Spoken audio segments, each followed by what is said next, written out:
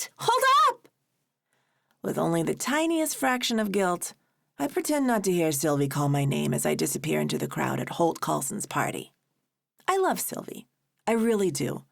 After 14 years spent exclusively with narcissists and hustlers, there's a reason I picked a sheltered Jamaican girl as my best friend during our first year at Beaumont, an exclusive Connecticut boarding school. I lived on campus full-time, and Sylvie was a day student on full scholarship, and I never cared that she only got into Beaumont because her dad was one of the groundskeepers. She laughs at all my jokes. She listens like nobody's business. And girl, if you want a study partner, Sylvie's got you covered. She will keep you on task and encourage you until the next thing you know, you're staring down at a report card stuffed with A+. But partying? Yeah, so not one of her strong suits. Turns out, she really wants to hold on to our status as the biggest nerds at Beaumont, even though we graduated last Sunday. She's been mad fretful about lying to her crazy strict mom since I picked her up. And instead of being impressed that we'd been invited to one of Holt Coulson's infamous penthouse parties, she took one look at his beautiful high-rise and started searching for the nearest bus stop.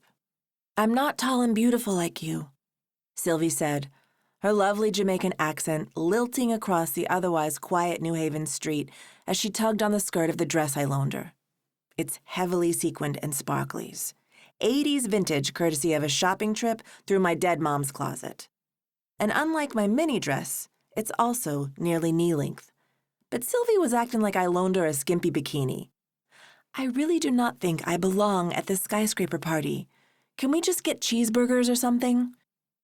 "It's a high-rise," I corrected her, "not a skyscraper. And I don't even know where to get cheeseburgers around here."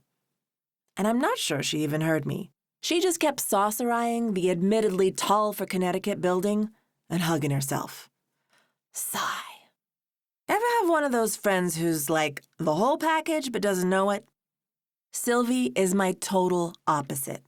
She's petite and cute as a button on top of some serious banging curves.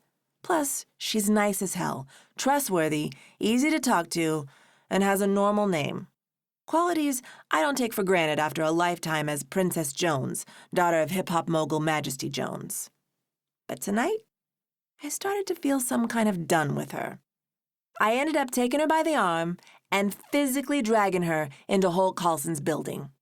Asir Zaman invited me to this party, I remind her in the lobby as I pulled her toward the old-fashioned elevator that will take us up to the penthouse. Asir Zaman! But even a multiple exclamation mark reminder wasn't enough to keep the look of horror off my anxious best friend's face as we walked into a party that looked and sounded like one of the luxurious mansion rap videos my father's label used to churn out back in the 90s. So yeah, I made the call and abandoned my super sheltered friend rather than risk getting reverse dragged out the door.